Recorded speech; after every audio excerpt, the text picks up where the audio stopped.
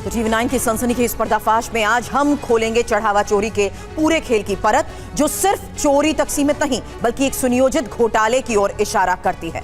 अब तक चढ़ावा चोरी को लेकर जो खुलासे सामने आए, ये उनसे कहीं ज्यादा चौंकाने वाला है। हमारी पड़ताल में ऐसे दस्तावेज, ऐसे सबूत, ऐसे दावे सामने आए हैं जो भर्ती से लेकर कैश काउंटिंग और मंदिर परिसर में एंट्री तक कई गंभीर सवाल खड़े करते हैं। और इस पर्दाफाश में हम आपको बताएंगे चढ़ावा चोरी के 5 चरण।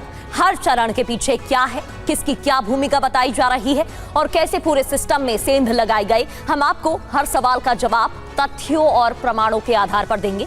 शुरुआत करेंगे पहले चैप्टर के साथ। पहला चैप्टर भर्ती घोटाला जुड़ा हुआ है, फिर एंट्री और सीसीटीवी घोटाला और आखिरी में गहना घोटाला भी है। हर पर्दाफाश को लेकर आप हैरान रह जाएंगे जो सबूत और तथ्य सामने आ रहे हैं। सोचेंगे कि आखिर राम मंदिर में कैश काउंटिंग जैसे संवेदनशील काम के लिए लोगों की भर्ती ऐसे कैसे हो गई? क्या तय प्रक्रिया का पालन हुआ या नियमों को दरकिनार किया गया?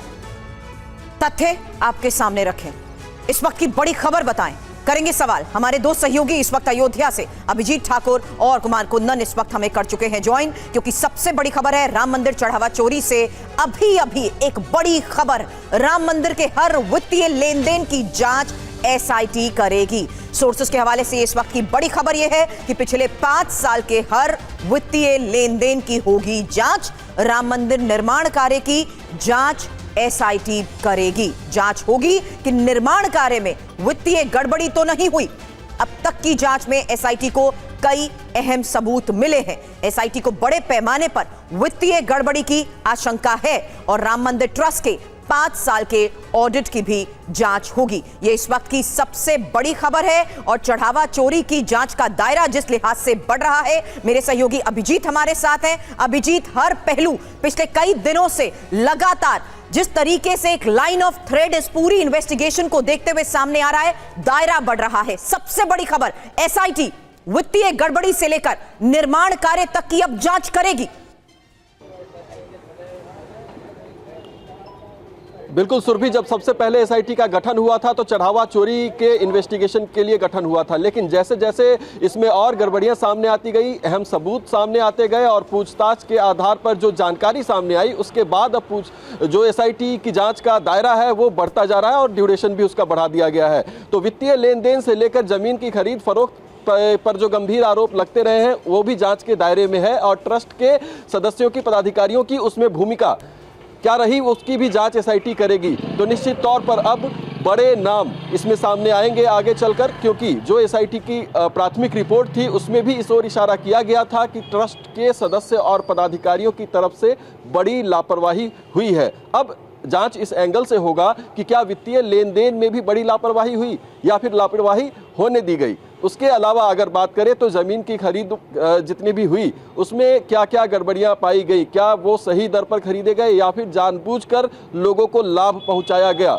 ये तमाम एंगल है जिस पर की जांच की मांग उठती भी रही है। और अब जानकारी सामने आ रही है कि एसआईटी का जांच का दायरा जब बढ़ेगा तो ये तमाम जो पहलू है उस पर भी जांच आगे बढ़ेगी। बिल्कुल आगे जांच की जा रही है। अभिजीत, लौटेंगे आपके पास। कल ही टीवी9 ने दिखाया था कैसे जमीन का बंतरबाट किया गया था। एक एक तथ्य आपके सामने रख रहे हैं। राम मंदिर चढ़ावा चोरी 5 चरणों में हुई। टीवी9 भारतवर्ष पर हम आपको बताएंगे कि कैसे स्टेप बाय स्टेप चंदा चोरी हुई। चढ़ावा चोरी का पहला चरण था भर्ती घोटाला।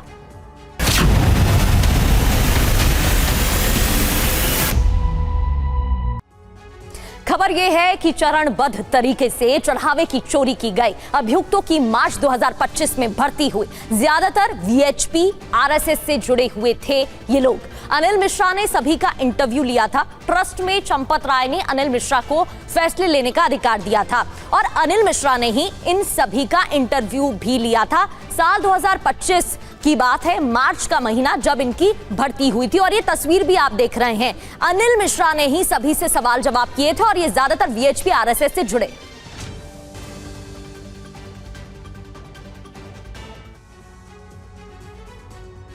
और अब चढ़ावा चोरी का ही ये पहला चरण, भर्ती घोटाला, जहां भर्ती मार्च 2025 में कैश काउंटिंग के लिए की गई। कैश काउंटिंग के लिए 10 नए लोगों को बुलाया गया। 2 मार्च 2025 चंपत राय ने 10 लोगों को बुलाया और सभी 10 गणनाकर्मी वीएचपी और आरएसएस से जुड़े हुए थे। चंपत राय ने सभी को अनिल मिश्रा से भी मिलवाया। 4 मार्च 2025 को नए गणनाकर्मी अनिल मिश्रा से मिलने गए। अनिल मिश्रा ने ही सभी 10 लोगों का इंटरव्यू भी लिया। उसके बाद 6 मार्च 2025 को ही 10 नए लोगों की भर्ती की गई। तो चढ़ावा चोरी मामले में भर्ती वाले इस पहलू पर मोहर अभियुक्त अनुकल्प मिश्रा के करीबी दोस्त और ट्रस्ट में कैश काउंटिंग स्टाफ रहे शख्स ने भी लगाई है। हमारे संवाददाता अभिजीत ठाकुर ने उनसे बात की, आपको सुनाते हैं। हम लोग गए थे आदरणीय बाबूजी चंपत राय जी के पास, उन्होंने ही करवाया था। हम लोगों ने उनसे रिक्वेस्ट किया कि बाबूजी अगर कुछ आर्थिक मदद हो जाती, तो उन्होंने ही हम लोग को लगवाया था। अनिल जी भाई साहब इंटरव्यू लिए थे